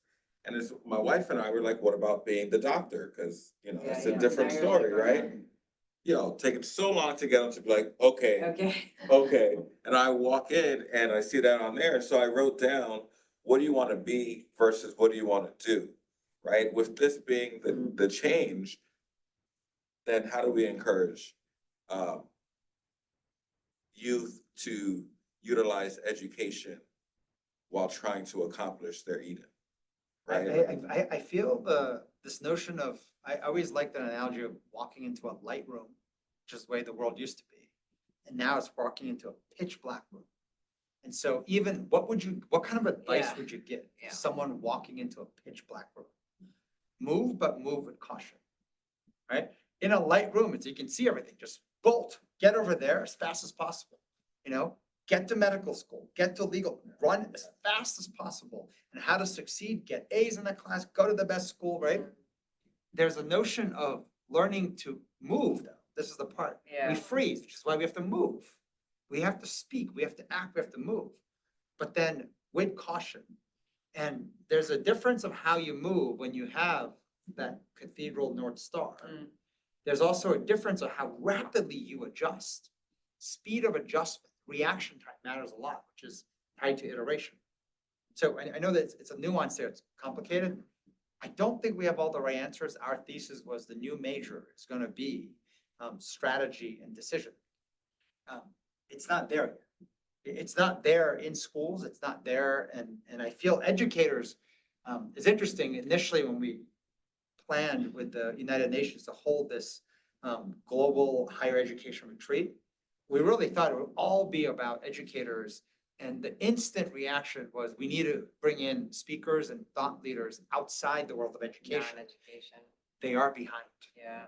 They are behind and caught in circular discussions and debates. So The move, but move with caution is interesting. It's almost like not the answer everybody wants to hear. You probably don't want to hear the big part, but even like as parents, kids getting older, like move, but move with caution is to be alert to what's happening in the world so that we can be adjusting with them. I mean, Yeah. versus like, yes, go be a doctor, take this class, do these extracurriculars. It's like you have to just be aware that the old model of succeeding is not the same anymore, but yet it hasn't fully transitioned. So it feels a little scary to not go down the path that's worked before. It's like how we all got to where we are was that path. And then you're telling kids, don't go down that path. Like that may not be how it works anymore. It probably won't be, or it's not going to be, but it's like, by the way, it's no different than we said, the new courage is to say what you think, but you have to also be careful, right? You have the idea of, Yeah. well, just say what you think. Why don't you go Yeah. blast it on the internet? I mean, you're gonna, yeah. pay the it will price for that. document it Right. forever and Yeah. it might hurt you Yeah. forever. So there's a part where that's true.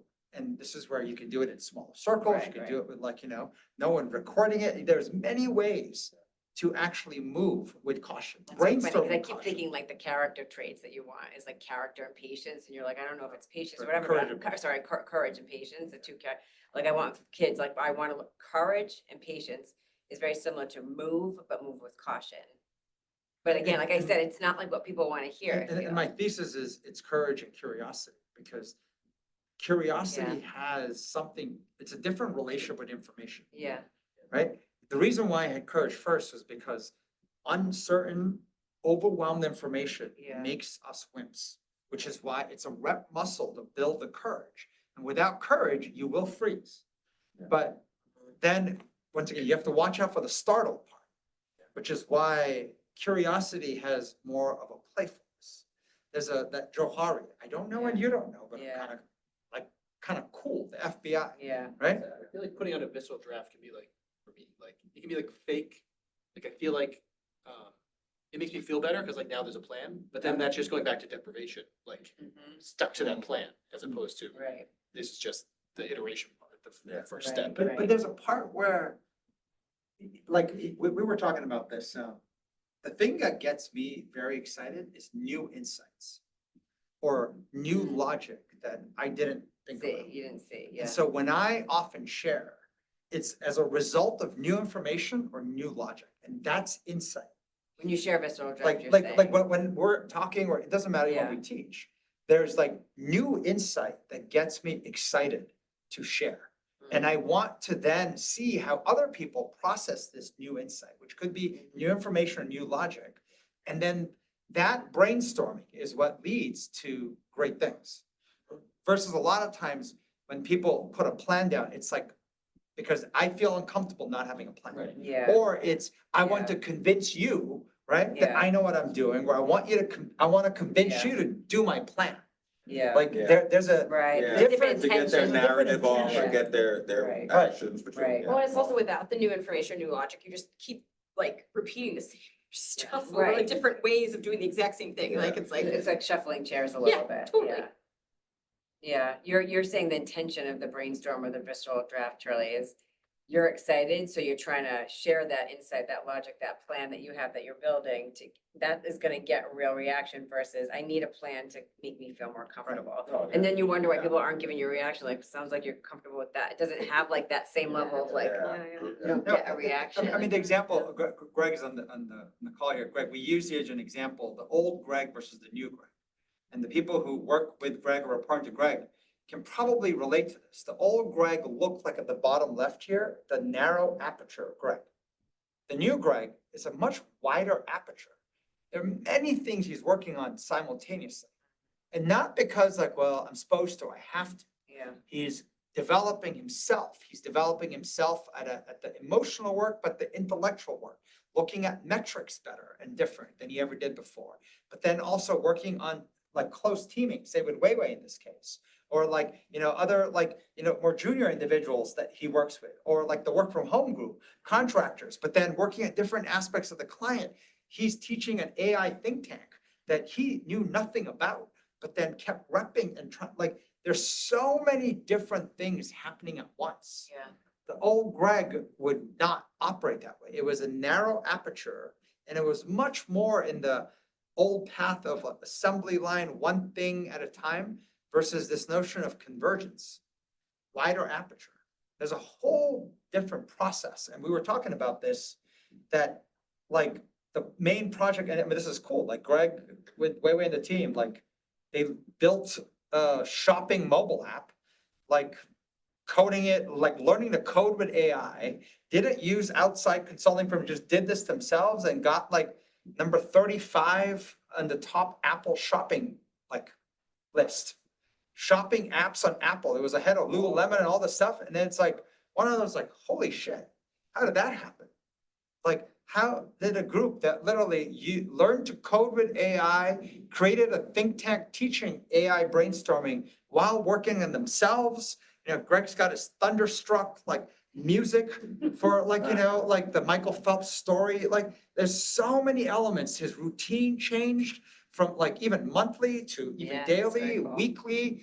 Like, Using the it strategic wasn't calendar. it wasn't one thing. Yeah. I mean, the the strategic thing, calendar, it's we not just talked one about thing. like That- 15 years to use That's it. what, yeah, that's He's very finally cool. using it. It's It's very like, cool. but It's very cool. It's like, I do feel like it's like your health. You can't just be like, oh, I'm gonna exercise and eat healthy and that's it. No, there's so much more to it, right? Like there's so many nuances. You gotta be doing all of it, all in a routine, the story that you tell yourself, the routine that you, and so but it feels like when you watch somebody succeed, you're like, oh, it's because I think the assumption is because they focused on one thing and they got that done, good for them. And that's just not how. it all the works. advice we ask sounds like that. Yeah. Anybody who's succeeded, we want to know. If you look at the The farming formula, thing with yeah. with this, give me the first 2 steps. And the assumption, if I do that, the rest takes care of itself. Like everyone wants to know, as opposed to actually there's a convergence of different things. And yes, there is an order and sequence that does matter. Like you have to learn to break the freeze, as in get your mind like kind of working. It's like thaw out your brain. Yeah. right? Your brain is like frozen, so it's moving slow. It just feels Yeah. like a block of ice, heavy and slow. How to recognize when I'm in that state and how to get out of it. To then like, and what's crazy is good. getting out of it is just like you would think, you have to move, you have to talk. Yeah. Like you have to talk. And that notion of JFSI, just freaking say it, right? Just start drafting what you want to get done. Mhm. Even if you get laughed at, even if, and so don't publish it to the internet, don't publish it to the whole company, Mhm. but like learn to like break the silence, learn to break the paralysis, you know? And then as you do that, you'll see that, okay, I gotta move beyond just moving, Yeah, right? you're gonna start building Like- something towards something. Like you mean. talking and doing stuff is not enough to succeed, right? All you've done is thaw out your brain, so now your brain can actually do some real good work. Now Right. you actually gotta right. win. Right. Right, Well, now right. comes Strategy. strategy. Now comes the iterative and Right. rapid decision making. Right, right. All right. I was gonna share, I pulled this back up because I thought the convergence of even these four different thoughts together for us, I mean, for me, it was exciting. It was exciting, just, I mean, once again, different images that some we drew, some we saw on the internet, right? Even seeing the narrow aperture and the way they describe that as being too logical, a wide aperture, right, as being more playful, all the way to like seeing the old path of your strategy for life is an assembly line, right? Go to school, then you get a job, then you have savings, then you retire, right? And then you go die, right? Like, Yeah. like literally, that's just how it worked. And how different it is now. And I do think, when I think about the hunting on the bottom right, that hockey stick curve, the window of deprivation can be very long, Yeah. but it can also be much shorter than you think. The long term is showing up faster. And as you up your skill, right, as an individual, but also as a team, right, even using tech the right way, not an over dependence. Suddenly, like, it's almost like if I could draw like where the results show up, it shows up and then it explodes and things can happen faster. So. Yeah, it's. I love that analogy, that hunting versus farming. Mhm. You know, just in approaching anything with, we could take our time, we could do it like my ancestors did it, and we could wait for the sun to come and wait for the rain to come. Versus like, no, we're gonna get out there and we're just gonna keep on innovating and iterating and achieving, you know, that goal. And I do think hunting, that notion of burstiness, right? It's operating in bursts. And if you look at the initial diagram we use farming as a way to oscillate. When we're stuck, we go and do some obvious task, and then we go back to hunting. Or literally farming on the terrace. Yeah. Farming unit. And you know what, like looking at the hockey stick, the Yeah. bottom curve, that deprivation part, although it sometimes can seem like it's long and drawn out, like that's where you build, I found you build your most wisdom, right? And you gain experience, you gain knowledge, and you have a good plan. Well, so So it's, when it turns that curve, yeah. you're prepared and you're not just like Well, faking it. all. remember along that way, the idea of celebrating even if you just learned and grew yourself on something, it's to celebrate that, because if it is that it's like to actually recognize you're growing, you're learning, the teaming, something is, as you know, like you Mhm. celebrate those little wins, those like mini victories. It's really important in that window, And or else you won't keep going. that was the interesting part, the whole before convergence occurs, there's little things that will work. Suddenly, like, people see me as like less like frozen or less Yeah, startled, yeah. right? Yeah. And to recognize that and to be able to compare and contrast, wait, Yeah. back in January, I was like this, and now I'm like this. Yeah. Or my So, team, yeah. like interaction with a teammate was this dysfunctional. Yes, and Wow, now it's, yeah. right? Yeah. Or like, Mhm. you look at different pieces and it matters because when you have long windows Yeah. of deprivation before things converge to the point of something working. Yep. You need to know, like, that was worth it. Mhm. That was worth it. That was worth it. So keep doing more of that. And then at some point it converges. But a lot of times people do well, I don't want to celebrate until I see results. I was like, the reason why you have no belief, no faith, no, energy to push through is because you're not gonna get results unless you actually keep pouring more into it. Yeah. Like all in, efforts, obsession, Yeah. we said. Yeah. Those celebrations matter a lot. All All right, right, everybody, we'll see you next week, right? yes. See you next week. No idea. We're iterating.